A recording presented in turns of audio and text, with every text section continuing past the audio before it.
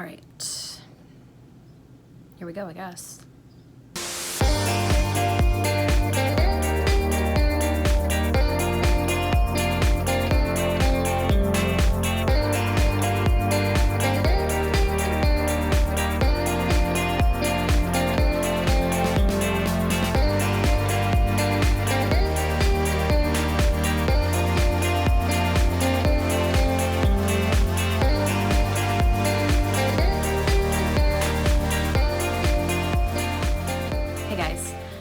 First of all, I want to start by saying that I'm recording this video on my phone, which I didn't want to be doing, but I'm pretty sure that my camera is in Jameson's room and he's taking a nap right now.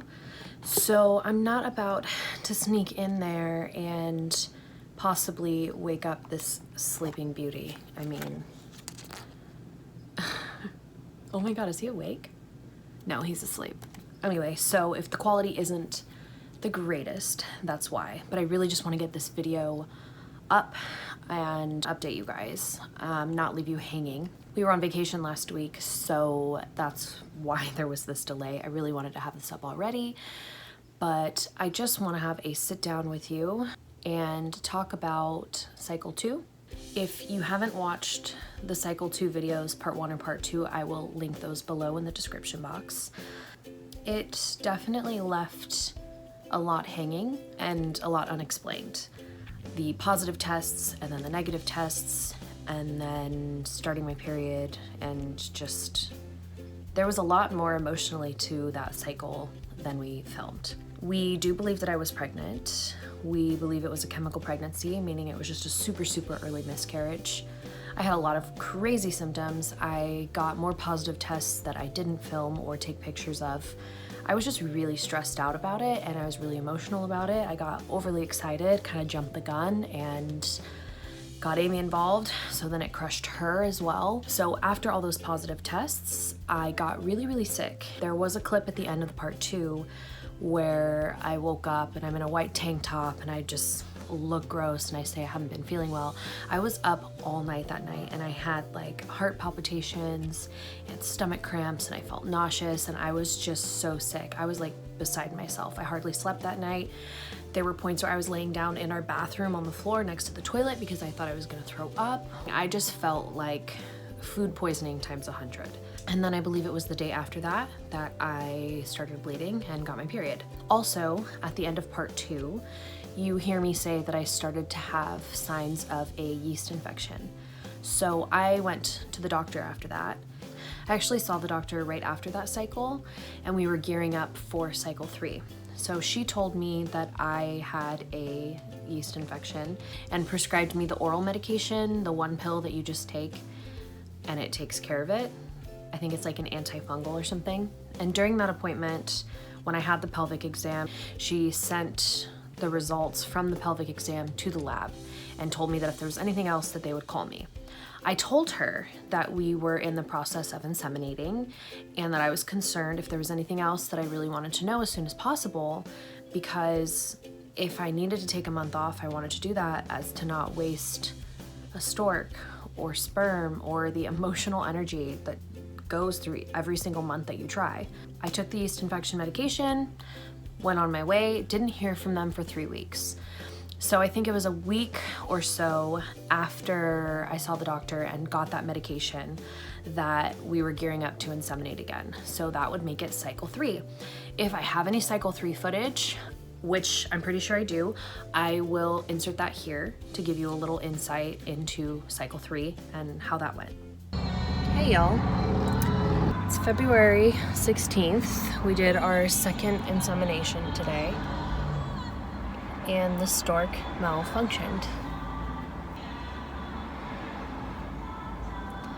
But I'm just a little emotional about it. I finally felt like this month was our month. Hold on, Jameson's watching Moana, so the sound's gonna be off.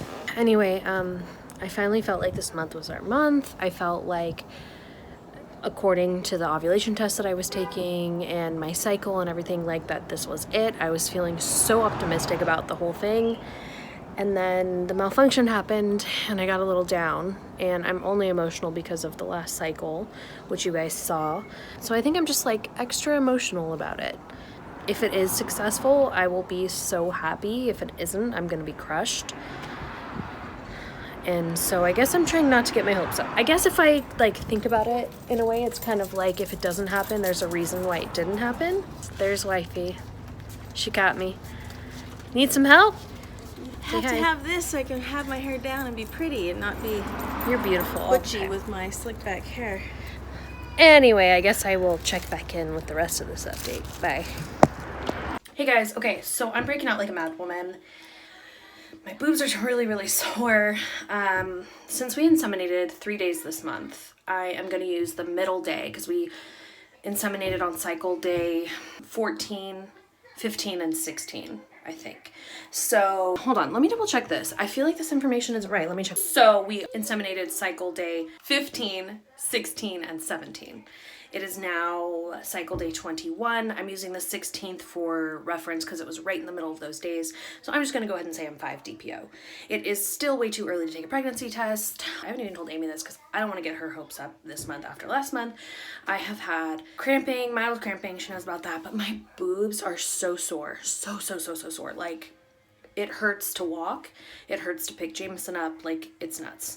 So since it's too early to take a pregnancy test, I decided to take an ovulation test and see if it got darker since the one I took 2 days ago. So I'm going to show you those right now. So I'm going to go ahead and call this top one here 3 DPO, and the one underneath it is the one I just took for 5 DPO. And it looks like it's getting a little darker, and that is a ovulation test. I've just read on certain like pregnancy forums and stuff like that, that if your luteinizing hormone goes up, it could be a good sign that, a good early sign of pregnancy when it's still too early for home pregnancy tests to detect it. So it getting darker is a good sign. I wasn't gonna waste a perfectly good pregnancy test, but that is just the latest update. We are at 5 DPO. So we inseminated, and 3 weeks after my appointment, so about a week or 2 after we had inseminated, I get a call from Kaiser saying that I need to go pick up these antibiotics because my doctor from that last exam 3 weeks prior said that I got bacterial vaginosis and I had to take these really intense antibiotics. Mind you, that means I've already had this for at least 3 weeks. I've inseminated during this time, and when you have BV, which is what they call it for short, and that's just what I'm going to refer to it through the rest of this video because that word, phrase, it's just kind of gives you the heebie-jeebies. When you have BV, essentially your uterus and everything and your cervix, there's so much going on in there that it's not an ideal climate for trying to conceive. So I was extremely upset that my doctor would let it slip through the cracks and wait 3 weeks to call me and give me that information when I was in her office and told her, hey, we are in the insemination process. Like, we are actively trying to get pregnant. And this is something that I guess the more I was reading into it can either be caused by miscarriage or cause a miscarriage or just from a yeast infection or some kind of bacteria. Like, it can just happen, but in any case, it's much harder to get pregnant when you have BV. After a super crushing month 2, this cycle happened and I was just dumbfounded. I was floored. I was upset. I was sick of the stress. Like, my grandmother had passed away at the beginning of the year during first cycle. Second cycle, we thought I was pregnant. And now this third cycle, turns out I have BV, and there was no point in even inseminating because of everything that was going on with my body. At that point, we decided to take the month of March off, and that would have been month 4. So after 3 cycles, we decided we're gonna take the 4th month off. No stress, no ovulation tests, no pregnancy tests, no worrying, no waiting, none of that. I wanted to just have a month with our family, relaxing, not stressing or thinking about it, and giving my body the time to regroup and recover from everything that it was going through. I do have some footage from the month of March of things that we did together as a family, and I think it was extremely helpful in getting me relaxed and getting my body ready for the next cycles. I will insert some of that footage here so you can kind of see what we were up to. It was just really cool to have that time together and not have that worry for the first time in 4 months. Hi.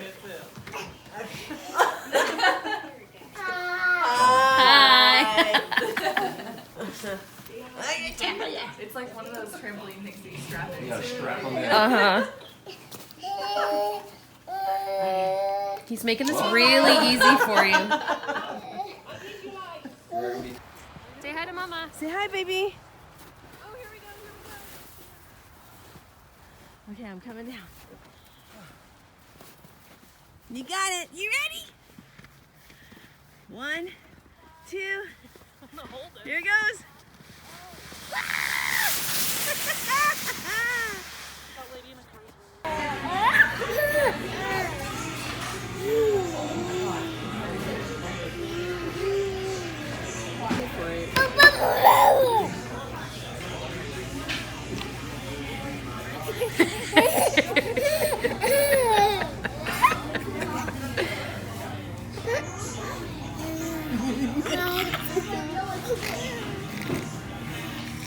So we took the month of March off and it was much needed. Not only did I focus on relaxing and de-stressing, I also focused on shifting my diet to be more fertility friendly. So I was eating more plant-based, a lot less processed food, no soy products or hidden soy products, grass-fed meats when I did eat meat. And if you want to know more about a fertility friendly diet, I'd be happy to make a video about that.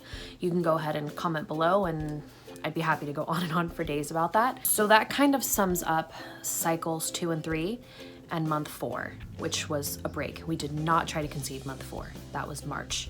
I haven't decided yet whether I should include cycle 4 in this, and that was the 5th month in April that we did another cycle. If I do, I will put that footage in here so you can see how that cycle went.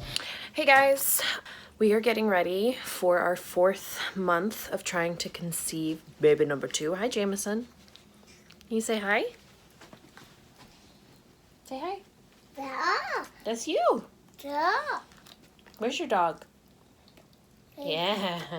Excuse the bedhead. We just woke up from a much needed nap. He's kind of in this weird like sleep regression thing right now. He might be ready for a toddler bed. I don't know. So excuse my appearance. I went to a concert last night with a good friend and we haven't slept in more than like 2-hour increments for several days. So I'm just really exhausted. You want to say hi too? Let's smile, boo-boo. Yeah. Yeah, Domino's there too. Anyway, that's why I'm looking a hot mess, and we are getting ready to go pick up our tank and our storks because guess what today is? It's insemination day. The camera's not charged, so I'm gonna have to vlog today on my iPhone. Can I have a kiss? This Can I have a kiss? the Kiss? No, he's not feeling it. I'm gonna have to vlog today on my iPhone for now. The charger's in the car, so maybe I'll try to charge it while we're driving. But yeah, I will show you guys what my ovulation tracking has looked like up to this morning, which I knew it was gonna be today. So yeah, we are gonna get ready and go. Bye. Okay, so here's my tracking for this month, and this is last night's, this is this morning's, and this is one that I just took. Yeah. I'm having other symptoms too, so we're thinking today's the day. Excuse the mess, Jameson's in here with me, and this just, everything tends to be a mess. But as he's playing with the light switch, and has Mama's book in here, and, oh, child. Honey boo-boo child. Okay, hi, hey, hello. So I'm literally editing this right now, and I realized that that was the only footage that I had from April.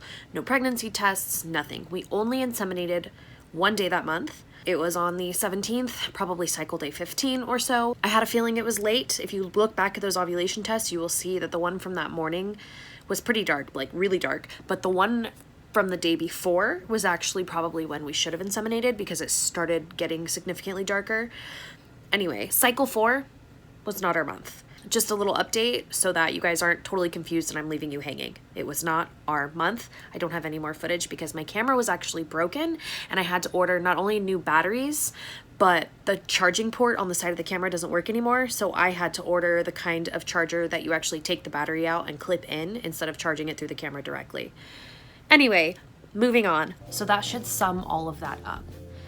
I know it's kind of a lot to put into a single video, but I just wanted to make this as clear and concise as possible to give you guys a better idea of what we went through for cycle 2 and 3 and month 4. I did show you cycle 4.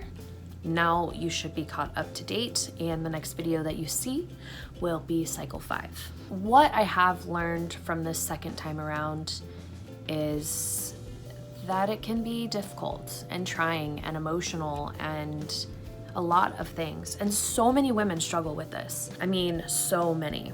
Recently, Colleen Ballinger posted a video of her finding out that she's pregnant and how she found out, her reaction and all that stuff. And in her video, she kept saying, am I pregnant? I don't know if I'm pregnant. Look, like most people, when you see a pregnancy test, it's like a solid 2 lines. This one's got like a solid line and a super faint one. Am I pregnant? It's funny because it's so relatable, and so many women go through that. When you're actively trying to conceive and you're testing and you're wondering and you're waiting and you're just in that 2-week wait and you're playing mind games with yourself and symptom spotting, it is so common for women trying to conceive. I was like, girl, I feel you. I feel you, I feel you. And so many women go through that, but we don't really talk about it. It's like you go and you try to get pregnant and then you take this test and, oh my God, there's 2 lines, I'm pregnant. I can guarantee if you ask almost any woman in the community, the TTC community, they will tell you that they themselves or someone they know has had that exact experience. Am I pregnant? Is that a second line? What does that mean? You know, we were lucky with Jameson where I saw that second line super faint, took a digital test that same morning and bam, it said pregnant. Like, that was amazing. But that's not always how it goes. It can be a really long, emotional journey, but something to keep in mind is that the payoff is worth it, and that when the time is right, it'll happen for you. Thank you for sticking around. Thank you for your patience. I am really excited to share our journey with you guys, and we are so lucky that we have this outlet and this following, and that there are people who are genuinely interested in our story and the process and everything. Thank you. If you have any questions or comments, please leave them down below. If there's anything that you want to see, anything that you want to know, you can comment down below or email us. Our email is in our About section on our YouTube channel. You can also follow us on Instagram, and we just created a Facebook page if you want to go on and link that. Everything should be linked below. If there's anything you want to know, please comment. Don't forget to subscribe and like this video. We really appreciate it. My end goal, honestly, you guys, is to be able to make this a full-time thing for myself and our family, and be able to have as much fun with this as it does contribute to our livelihood. If I have to go back to work and commit 40 hours a week minimum to that and driving and everything, it's a lot less likely that I'll be able to share this process with as many people and be able to maintain this channel, which is why it has been so in and out over the last 2-3 years. I really want this to be a consistent thing. So I appreciate everybody who is sticking along with us. If you are just joining us, welcome. I'm super excited to have you here. Amy and Jameson are super excited to have you here, and we just can't wait for what's to come on this journey. Love you guys.